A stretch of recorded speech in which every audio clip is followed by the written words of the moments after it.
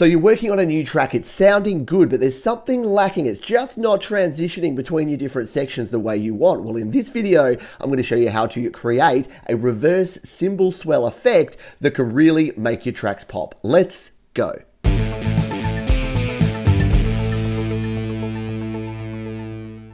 Hi, my name is Pete and this is Studio Live Today, where I help you create, record and release your best music. And if you are trying to add some variety to your songs here in GarageBand on your iPhone or your iPad, then adding a cymbal swell can actually really help. It can drive the transitions between a verse and a chorus or between one section and another section. Now, cymbal swells have been used for a really long time in a lot of different types of music. They're super simple to create. There's a lot of flexibility in how we can create them, but this is my favorite method. So let's jump into GarageBand now and take a look.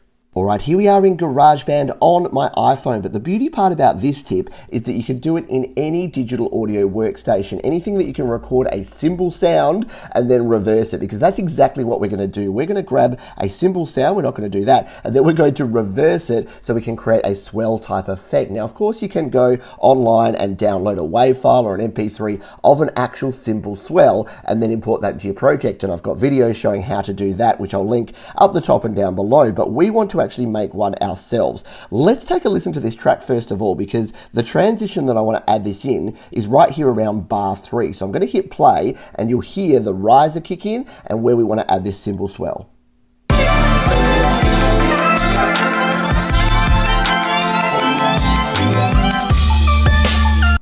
Okay, so right around there is where we want a cymbal swell effect, but of course you can use cymbal swells between verses and choruses at the end of tracks to really just ramp it up. Anytime you want to change from one section to another, having a cymbal swell can be pretty cool. So let's show you how to do that right now. So we're going to tap on the plus button here in the bottom left, and we're here in our drums. We'll just tap in the middle there to open our drums. Now, you can use any different drum type you like. You can use your electronic kits, your acoustic kits, percussion, whatever you want. In fact, experimenting with this is actually super fun. You can change the sounds around and do what you like. I'm just going to use the classic studio kit this time around. So we're going to tap on that one, and all we want to hear is a cymbal sound. I actually use two cymbals, both the crash and the ride at the same time, and it just adds a little bit more variety. So all I'm going to do is hit record and hit one crash and ride at the same time, and then we'll go in and do our editing.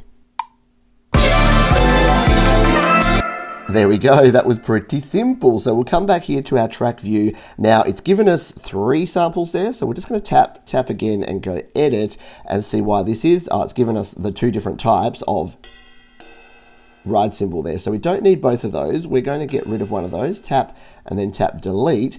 And there we go. We've got that in place. Let's just solo this track now and take a listen. Yep, pretty cool. And you can hear there that it goes for about 2 bars where it actually fades out and we have the sort of reverberant sound there. So that's going to work well for us in what we want to do now, which is that we want to reverse this. But what we have to do first before we reverse it is turn it into an actual wave sample as opposed to MIDI. So to do that, we use our old friend merge. We tap on the drum icon there and we tap on merge, and then we're going to hit the merge button here. So it duplicates our song and then it turns it into an audio recorder track. If we solo this and play it now, sounding really good. So what we're going to do now is trim this and then reverse it and put it in the right location so that it's really going to fit nicely into this track.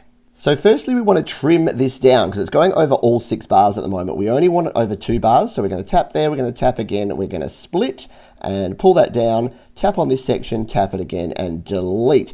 So now all we have is our nice crash cymbal there. Now it's simply a matter of tapping it, tapping again, going to our settings and hitting reverse. And this is going to reverse this entire sample. So now when we play it back, it's going to sound a little bit like this.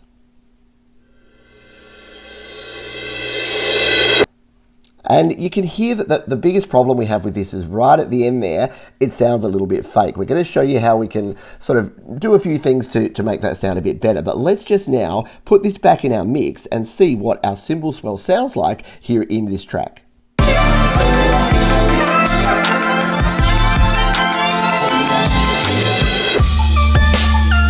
So there you go, you can hear that it just adds to that riser, it gives you that build-up effect, and it's sounding okay. There's a few more things though that we can experiment with to maybe make it sound even better. So let's jump in and show some of those now.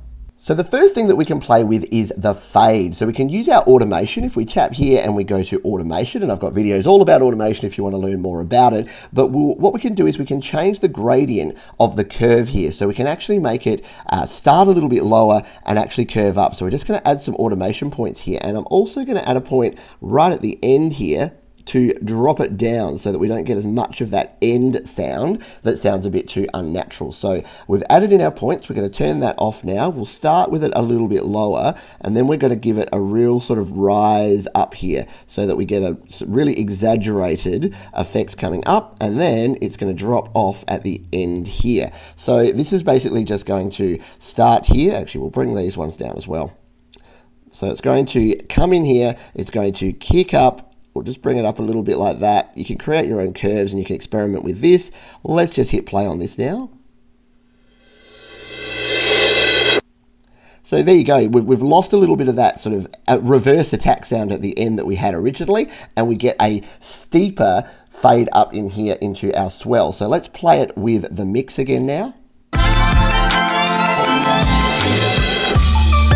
So I'll probably cut off the end a little bit too much there, so I'll need to do some experimenting there. So that is one way that we can change the sound. The other thing that we can do is that we can adjust the EQ and the other effects. And once again, I've got a heap of videos about adjusting EQ, plugins, effects, and all the rest of it. But we can come in here to our visual EQ and we can play around with some of these effects that we have here. I like to give it a bit of a bass and a bit of a mid-range hit just to make it sound a little bit different. And the other thing that I generally add in here is some echo and reverb. And again, I'm not going to spend a lot of time sort of tweaking these because I just wanted to show you the technique and then you can experiment around with them yourself. But if we just take a listen to this now with those changes that I've made, you can hear that it has a different sound and it's going to create a little bit of a different drive here.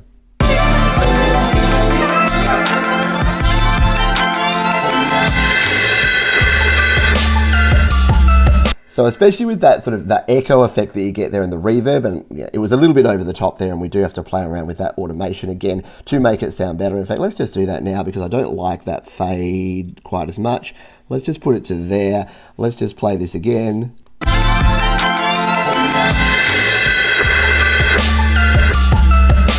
And yeah, I've probably gone a bit overboard with the echo, but you can hear there that it just creates a very cool, very distinct sort of sound, and you can play with the EQ, you can play with the plugins, and you can adjust that to your heart's content. You can use electronics, you can use any sort of synth sounds to do this same effect. And you might be thinking, hey Pete, that's really unnatural to use a reverse sound. Yeah, well, you know, the Beatles, Queen, there were a heap of different bands that were your more traditional types of bands that used these sort of effects in their tracks with really, really good results. So there you go, the reverse cymbal swell effect here in GarageBand. And there you go, a simple but effective way to add some variety to your tracks, and the sky is the limit in terms of experimentation with this. You can use any sound you like, just grab your sound, reverse it, play around with the EQ, the reverb, the echo, and you're on your way. You can create some unique and very interesting sounds here in your tracks. Thanks again for watching. If you've got comments, questions, suggestions, or your own tips and ideas about how to create cool effects here in GarageBand or any other platform, then let me know down in the comments, and I'll see you on the next video. Hey, thanks for sticking around. We've got a heap more videos here on the channel. Two, in fact, are linked right down there below. You can also subscribe by clicking or tapping on the Studio Live Today icon in the top right corner, or head on over to studiolivetoday.com for even more audio goodness.